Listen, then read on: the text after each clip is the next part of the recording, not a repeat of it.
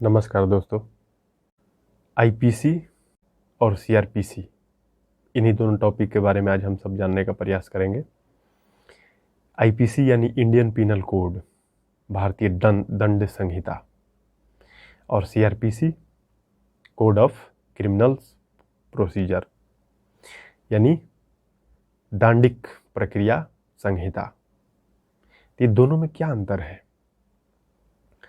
मूल रूप से यदि देखा जाए तो दोनों में सबसे बड़ा अंतर एक है सब्सटेंसिव लॉ। सब्सटेंसिव लॉ मतलब, इसका मतलब ये हुआ कि यदि कोई गलती करता है उसका क्या सजा होगा, इस चीज का वर्णन उसमें है। इसको सब्सटेंसिव लॉ कहते हैं। और प्रोसीजरल लॉ, यदि वो गलत कार्य कर दिया, जुर्म कर दिया, इसके बाद उसके साथ कैसे कानून पेश आएगा, कैसे उसको कानून के द्वारा दंड दिया जाएगा, कैसे पकड़ा जाएगा, उसका इंटरोगेशन कैसे होगा, इन्वेस्टिगेशन कैसे होगा, उसका बेल पिटीशन कैसे होगा, उसके प्रति जो गवाही है, गवाही को कैसे प्रस्तुत किया जाएगा, इन सारी चीज़ों पे जो नियम है वो प्रोसीजरल लॉ में वर्णन है। यानी दो प्रकार के कानून होते हैं, सब्सटेंसिव और प्रोसीजरल।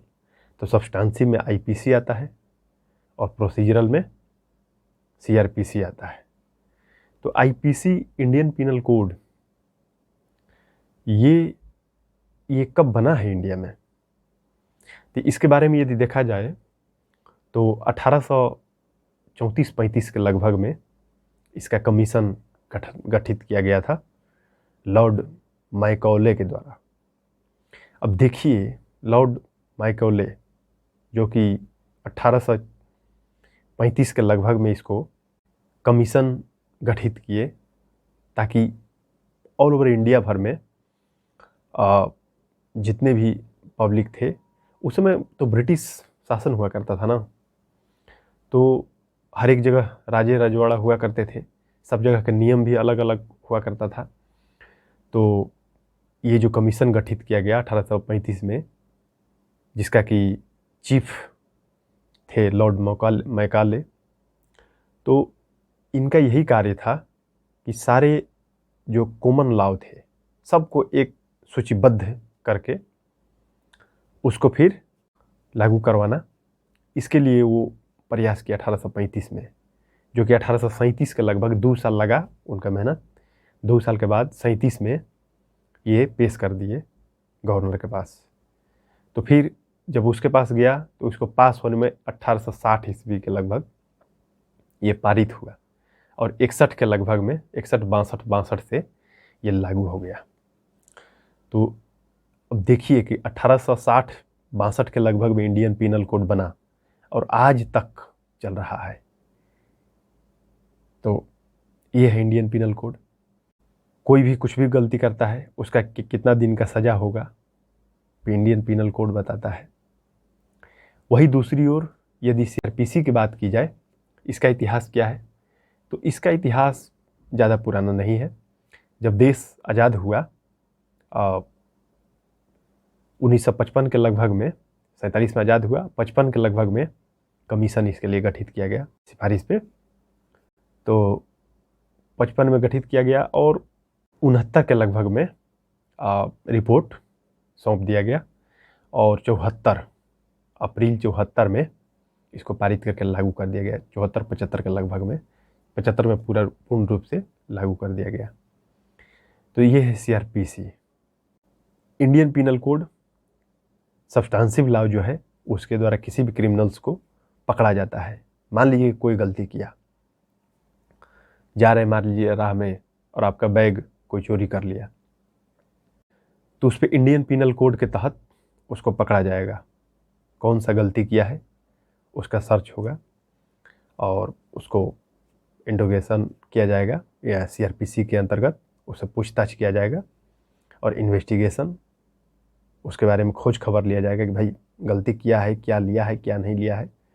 इसके बाद जो गलती किया है यदि, तो उसका साक्ष्य क्या है, साक्ष्य को प्रस्तुत करने का प्रयास किया जाएगा। इसके बाद फिर कानूनी द्वारा उसको शुरू में उसको पुलिस कस्टडी में रखा जाएगा, 24 घंटा के बाद फिर उसको जुडिशियल कस्टडी में लेकर जाया जाएगा। पुलिस कस्टडी अलग होता है, जुडिशियल कस्टडी अलग होता है।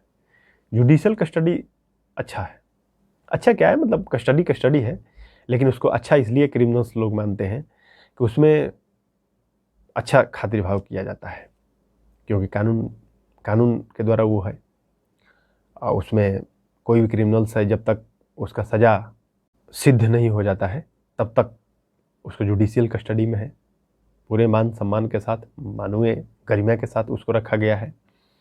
लेकिन पुलिस कस्टडी में यहाँ तो लाठी से डंगाया जाता है, लाठी से काम किया जाता है।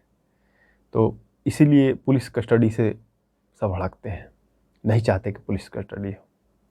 अब देखिए, यदि आपसे कहा जाए कि 2 आदमी एक गन लेकर बैंक में डकैती कर लिए, दूसरी तरफ कोई आकर कह रहा है कि 3 आदमी मिलकर फलाना के घर में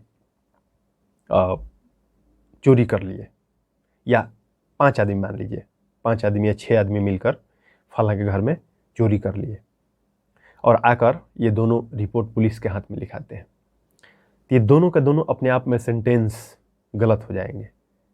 क्योंकि आईपीसी कहता है कि यदि 5 व्यक्ति है, 5 व्यक्ति से यदि ज़्यादा कोई कार्य कर रहा है, ये अनैतिक कार्य, चोरी, डकैती, चोरी, तो उसको चोरी नहीं कहा जाएगा, लूट नहीं कहा जाएगा, बल्कि उसको डकैती कहा जाएगा। तो डकैती के लिए शर्त है 5 व्यक्ति से ज़्यादा होना चाहिए। और दूसरी ओर कि यदि बैंक लूटा या आकर कह रहा है कि 2 आदमी मिलकर डकैती कर लिया बैंक में, तो ये अपने आप में सेंटेंस गलत होगा, क्योंकि 2 आदमी कभी डकैती कर ही नहीं सकता है, 5 आदमी से ज़्यादा चाहिए। तो उसके लिए फिर 2 आदमी चोरी में आएगा, और डकैती का जो केस बनेगा उसमें ज़्यादा सज़ा होगा, और जो चोरी का या सिंपल लूट का जो केस बनेगा उसमें कम का सज़ा बनेगा। तो ये है आईपीसी और सीआरपीसी। आईपीसी सीधा सीधा दंड बताता है। मान कोई गलती किया, 307 सेक्शन, हत्या की कोशिश। अब यदि कोई हत्या की कोशिश कर रहा है तो उस पर सेक्शन 307, धारा 307 लगेगा। अटेम्प्ट टू मर्डर 302 है, पनिशमेंट ऑफ मर्डर। तो ये सेक्शंस हैं, और भी सेक्शंस है, जैसे सेक्शन 376 पनिशमेंट ऑफ रेप, जैसे कि सेक्शन 395 पनिशमेंट ऑफ डकैती। इसके बाद है, और आगे भी बहुत सारा है, सेक्शन 377 है, जिसको कि अननेचुरल ऑफेंस कहते हैं, अप्राकृतिक कृत्य। डकैती विथ मर्डर, डकैती के दौरान हत्या यदि हो जाता है, इसको सेक्शन 396 में रखा गया है, धारा 396। ये धारा हिंदी शब्द है, सेक्शन इंग्लिश में इसको बोलते हैं। तो ऐसे करके है, धारा 120 है षड्यंत्र रचना, 395 है अपहरण, 201 है सबूत मिटाना। इसके बाद है समान आशय, सेक्शन 34। यदि कोई छीना झपटी कर रहा है तो वो 412 है। तो ये सेक्शंस हैं जिसके द्वारा कि कौन कौन गलती कब कब करता है, और उसका क्या क्या क्राइटेरिया है, उसका कितना दंड मिलेगा, कई साल का सज़ा होगा, इन सारी चीज़ों पे आईपीसी बताता है।